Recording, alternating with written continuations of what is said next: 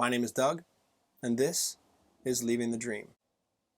On October 5th, 2021, Hawaii's very own Sam Kapoi was sentenced to 18 years behind bars in a federal prison. With only 4 days left as a free man, Sam sat down with me in an exclusive 4-hour interview that you can only find right here on Leaving the Dream. This is Sam's only interview, and he holds nothing back. So here's Sam's story in his own words.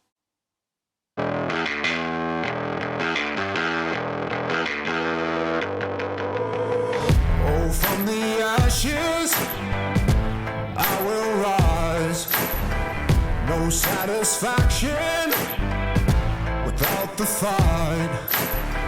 A man has limits, oh, so they say, but I'll never listen. Did it my way. I'm gonna take what's mine, I paid my dues. I dare you to walk a mile in these shoes. The beat in my soul just keeps getting louder. Give me some of that power. So he said, he comes up to you, he shows you his badge and whispers something to you. Remember what he said? You know, he said his name, officer, whatever his name was, and with Homeland Security, Border Patrol, you know, under arrest, blah, blah, blah, flashes his, you know, papers and his warrant, and then grabs my bag, they check it, find the stuff, and then they went straight to... Right there in the airport, they check it right in front of you. Yeah, they opened the bag, like, and they just took it. They go, "Oh, this is your bag." Confirmed. Boom. They went straight to the lab. And then. And what did you get in a van? You get in like a paddy wagon? Or you got in a car? What? They threw me in a car, like a undercover car. Yeah. So it was like an unmarked. Unmarked. Yeah. Yeah. Because it was a multiple operation, right? Multi-agency. Multi-agency, right? So there's, you know, Homeland Security, Border Patrol, Fire Department, Police Department, DLNR, National Guard, fucking everybody. You know what I mean? Like this Coast Guard, you know, and so yeah, multi-agency bus. Okay, so they put you in the car. You're in Kona, and then where do they take you? I guess Kona Police Department. Oh, they took you right to the Big Island PD in Kona. Up on the hill, yeah. Wow, and then they put you in cell block. They book you, all that? No, they just was hammering me with questions. Oh, like, really? For hours, yeah. They just, yeah. So they interrogate you. They Mirandize you, and then interrogate you there at the Kona station. Yeah. How long did that last? Shocks. I don't know. Probably 3 hours, 4 hours or something. Dang. Could have been more. I'm not sure. It was crazy. Like was this nighttime or daytime? It was day. It was in the morning. So you flew in the morning and they interrogate you all day, basically. Pretty much. Yeah. Because they grabbed me. They took me straight to the bank. They're like, empty your account. Really? It was crazy, bro. Like, they took everything instantly. Told me to write the check out to whatever it was. I think it was Border Patrol or something like that. And then they took me to PD and interrogated me pretty much. Dang! Right away they took you to the bank. Yeah. And they had to you had to write a check. Yeah.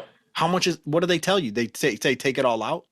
Yeah. So in their investigation, what they said was that they found out there like at least 30 grand, right, somewhere, because of the guy that was cooperating, right? So he confirmed how much he put in and whatnot. So as they're looking, I guess there wasn't any money in those accounts, and so now they're like fucking wondering what's going on. Where's the money? Blah blah blah. Find one of my personal accounts with like around 10 or 11 grand, something like that, and I told them, I was like, bro, like that money is my cousin's money that I raised for him when he got shot at Pearl Harbor. You know, so my cousin Vince, right? I remember that. He got shot December 2020. And so I, did a GoFundMe campaign and raised the money. And when I tried sending it over to the wife, she didn't cash the checks, and so it was around that weekend. And so anyway, when that bust happened, like they were telling me that they need that money, and I was like, wow, that's my cousin's money. Like I got proof right here. Like what the fuck? You can't touch that money. And they're saying all kinds of shit. Like, oh no, that's that money, you know, we confirm is deposited, blah, blah, blah. Like, yeah, they just didn't give a shit at all. And honestly, that was his money. He knew that we raised for him. And so I still, you know, sadly, I still haven't gotten all that money back for my cousin's wife. You know what I mean? Like, it was a shitty deal. Like and at that time I couldn't talk about it either, right? Like, Yeah. So I was like trying to like tell her as much as I could, you know, and then eventually when the news hit, I'm like, okay, listen, like this is what happened, and I'm basically starting from zero again. You know what I mean? And yeah, it was shitty. You know what I mean? I feel indebted to her until I pay that shit off. You know, because that was for him. You know what I mean? For the wife from that tragic incident. So. Man, so they take you to the bank, you write them a check, then they take you to cell block, they interrogate you. Yep. Then where do you go from there? They tell me there's this huge investigation going on, and they're going to put me on, what was it that time?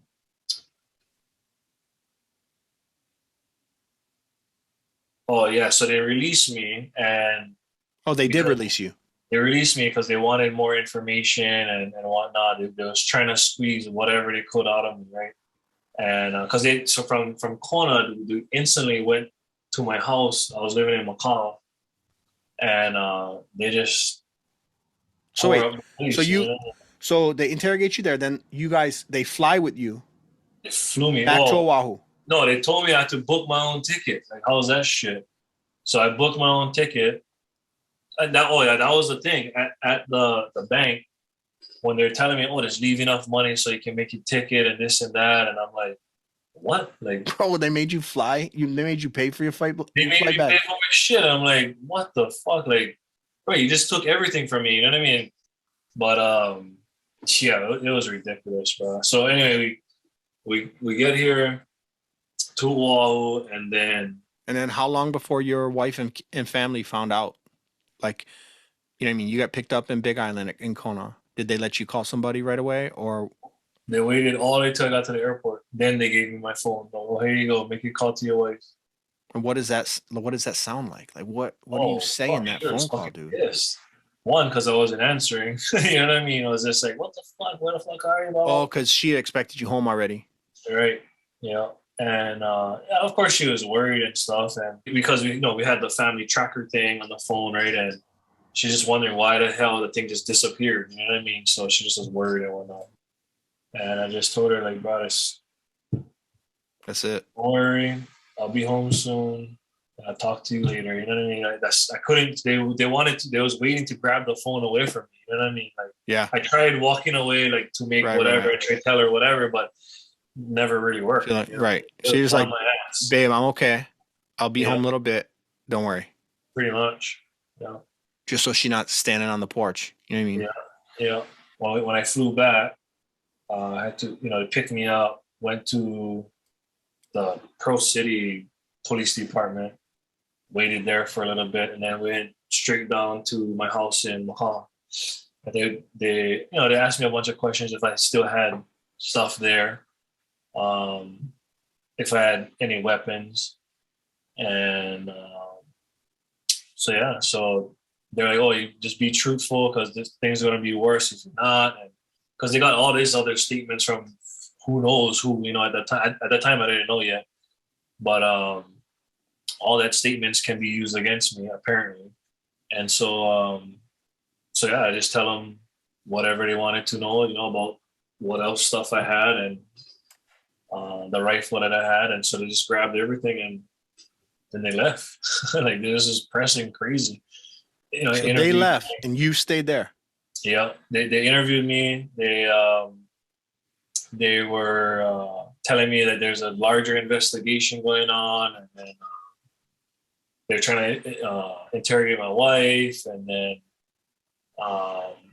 the main CRU guy came to the house, and he was asking a bunch of questions, throwing names. I'm like, bro, like, I don't have no clue who you're talking about. You know what I mean? Like, because I just never know. You know, I don't know who the hell all these people. He was mentioning all kinds of shit, and I'm like, bro, I have no clue. And they're like, whatever. We get to the bottom of it, and apparently they grabbed the guy that ratted me out, and he told him a bunch of stuff. You know what I mean? So the investigation continued on and on all the way till like October, and that's when they. So you were arrested. What'd you say? February. February, yeah. Okay, and then initially, so that you were arrested that morning. How long were you in custody before they let you go? Shoot, hours? Not all day. It was that whole time they never let me go until, because technically I wasn't let go. You know what I mean? Until right. But yeah, it was just all day till like probably 9 o'clock at night or something. So it was only one day, like just 12 hours or whatever, and then you were out of custody. And then they said, "What? We're going to be in contact." We'd be in contact. Yeah, it was kind of nuts. I was like, "Holy shit!" Then of course, I'm just, I don't know what you call it, but like tagged along with them for the entire investigation, like 8 months or whatever it was, and then they booked me. You know what I mean? To that FTC over here in Honolulu. Dang. So October, you go FTC, and that was like on blindside too, you know, because the whatever. I don't know what his position was, but one of the investigators like, "Oh, we'll let you know like weeks prior if we got to take you in, and so you can get everything ready." And yeah, right, that shit was a bullshit lie. They just grabbed me and was like, and I literally had my kids was doing homework, you know, because COVID, right? So we're doing at home stuff, and they're like, "Oh, you got to come down over here to the shop because we can take you in." I'm like, "What the hell?" They're like, "Oh, either that or we can come to your house and just storm in the house." I'm like, wow, like this crazy, you know. So you drove yourself down. Instantly I had to make a move to like get my kids situated with their mom and whatever, and turned myself in, and they drove me down to FTC. And then how long were you in FTC? Like 6 days, and they put me on federal bail or federal bond. Yeah. What was FTC like? First of all, had you ever been in jail? The only incarceration I faced was DUI, right? I had 2 DUIs back in like 2011 and 2015, I think it was 16, something like that. Right. So 5 and 10 years ago, 5 and 10 years prior, you had been in and you were at Trips. Yeah. No, I was at Couple A. Oh, you just went to Cell Block. Yeah. So okay. Couple A. So like overnight, not even overnight. It was like right, just till you bail. Yeah. $100, $500 bail or whatever. $500. Yeah. And so that was the only experience I had, right? Freezing my ass, nothing, whatever. So, jelly sandwich. Nothing at all. Oh yeah, because you're only there a little bit. Yeah. So, but then FTC was a whole other trip, right? Because now it's like the big boy's house, I guess, or whatever you want to call it. But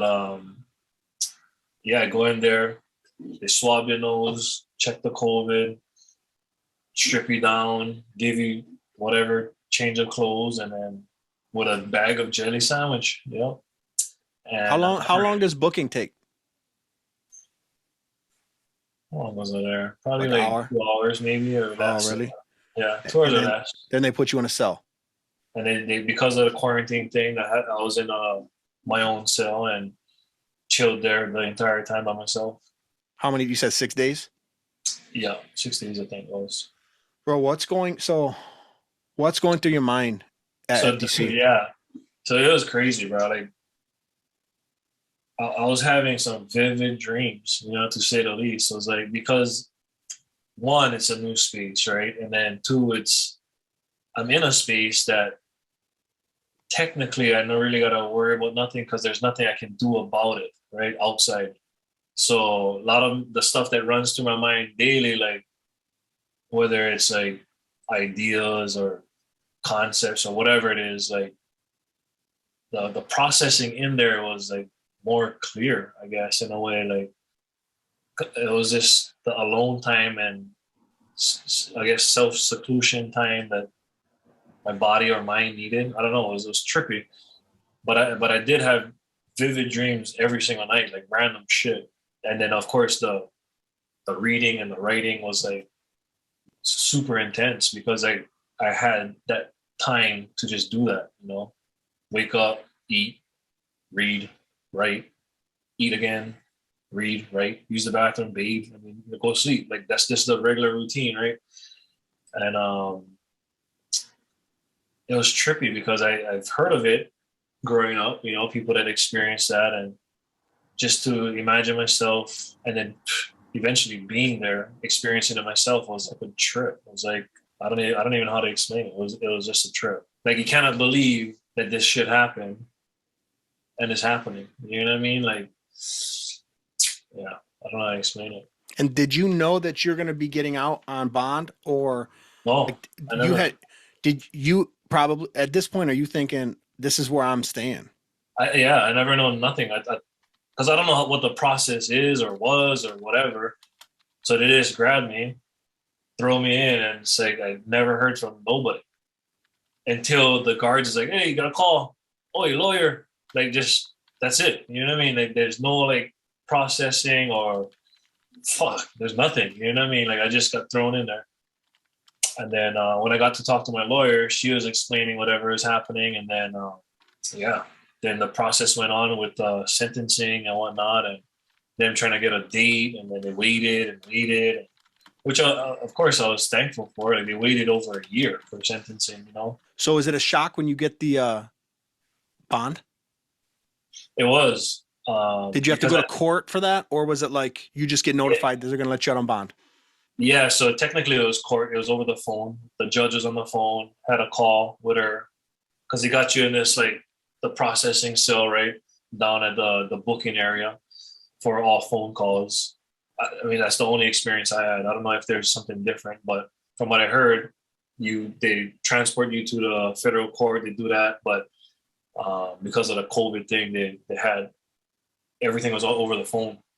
So when the judge was explaining what was going down and what she was going to allow and my restrictions and the pre-trial restrictions and whatnot, the drug testing, the UAs, all that stuff was like all this information being like thrown at you like at once, you know, and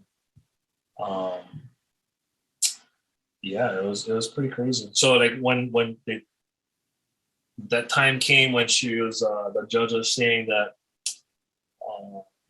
they're gonna do this federal bond, like I don't know, I think it was like 50,000 or something.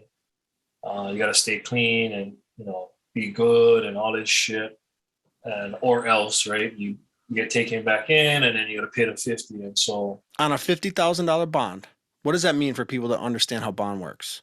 What do you got to do? So for federal bond, little backtrack. I used to work for Doug the Bounty Hunter, right? I was a camera guy for him. And when was this? This was like 2012 to like 14 or 15, I think. And that's when I really understood bail and bonds and whatnot. And you typically pay a 10% on whatever the bond is, but with federal, you pay to who? Who do you pay the 10% to? You don't pay nothing.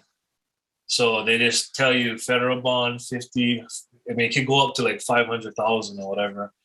But mine was 50 because I was like a low whatever status criminal, like I don't know what you call non-violent and non-violent. You didn't have a record, and you had strong roots in Hawaii. All that shit. Yeah.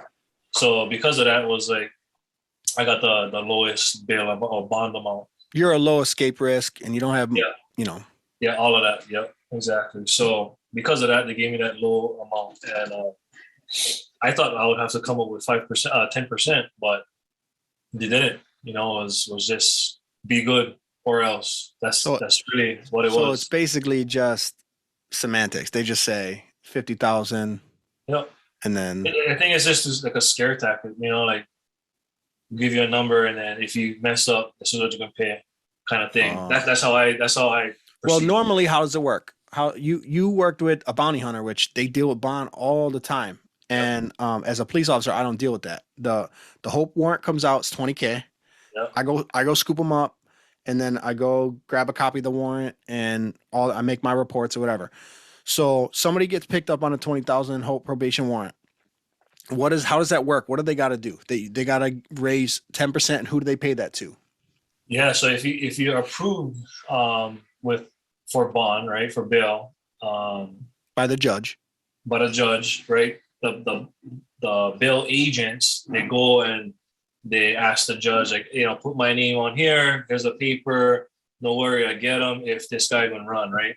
And so what you got to do to the agent or for the agent is that you give them 10% of whatever. For instance, $100,000 bill, you give them 10 grand. Then all the collateral on top of that to equate 100 grand, right? So whether it's your house, right, your car, your watch, your jewelry, they take everything, right? Anything, right? Because whatever is owed, that's assets, right? You get them, it's like a loan. And so, and if you skip court, right, you skip bail, you go and pay. Like that's basically how it went. And so, dang. So any court date, you miss on court date, boom, you're gone. And so, but what most agents like Dog, right, he's super lenient, and Beth, like rest her soul, she was one of the best. Really? And she would just be like, bro, all you have to do is call, communicate. We could have talked with the judge. Like I seen it all. You know what I mean? Like during their filming and whatnot. Like they tried helping everybody because they're really caring people. And so, yeah, it's just crazy how people just miss court. Like you literally get somebody else putting up their name for you. All you got to do is show up. Like it's that simple. So that 10% though, you lose that. Gone. That's it. That's this year. That's a fee. That's a fee. That's an interest fee. Yep. It's you owe 100,000.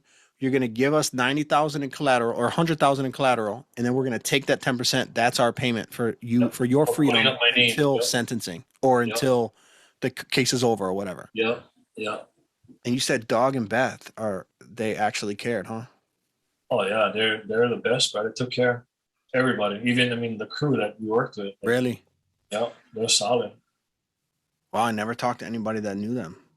Yeah. As a policeman, my only experience with them was, that they were bail bondsmen. And for us, like, I loved Dog the Bounty Hunter before I moved to Hawaii in 2011. I mean, I moved there in 2008 for a little bit, but before I became a policeman in 2011, I had watched Dog because that was my way to see Hawaii. And I was trying to become a policeman, so that was my way to actually see law and Hawaii. Yeah. And when I became a policeman, the vibe, nobody really talked about liking Dog, any bail bondsman, to be honest with you, because with Dog and Beth, like they always seemed like they were heroes for bringing in the bad guys, like hunting down the bad guy and bringing them in. But as a policeman, we were always like, yo, you let them out. So you're not bringing in a bad guy. You let them out. You're the one that let them out. You're going to get your money. Right. And so that's how I always remember. And I only seen him once on the street. And I remember Dougkorenic being on the warrants that when I would pick dudes up and they had been bailed out by Dougkorenic and I was hooking them up. So when that happens, when they skip court, and I picked them up on that warrant, and I see Dougkorenic on the warrant. What does that mean? Like, is that dude? Shucks, that I'm not too sure, but from what I recall, that they always was trying to get there before the police. Really? Yeah. Oh no. So it could have been a thing like, shit, now they owe. You know what I mean? Oh no. So I'm not too sure. Don't quote me on that, but I remember that. Like we always. So if you get a warrant, if you're out on bail, turn yourself into the bail bondsman. Because it's going to go better for you than if the police get you, and they could do another bail as well, bond, right? Because that's another charge. Yeah. Oh, okay. Yeah. So, all right. So, You get out on 50K, you didn't have to pay nothing. This is in October, after 6 days of being at FDC. So at this point, have they searched your house? Like, are there search warrants that have happened? Like, where's the investigation at this point? I'm not too sure. Well, that was just that one time they came to my house, and so Really? So you never had like them do search warrant and all that? Wow. Okay. And so because I was living in a gated community, right? I asked them nicely, like, please don't bring no heat, whatever. This guy's brought the whole fucking crew there. D8 crew was everywhere. You know what I mean? I'm like, bro, like, if this is not heat to you, like, I don't know, bro, like, this is ridiculous, you know? Like, it's just me and fucking my tiny little wife, you know what I mean? Like, why you got 100 guys over here, you know? It was ridiculous, bro. So like, why was D8 crew there? Well, they painted me out to be this, like you said earlier, like this kingpin, you know what I mean? I'm like, bro, what the fuck? Like, so, I don't know. Precautions, bored, I don't know. I really don't know.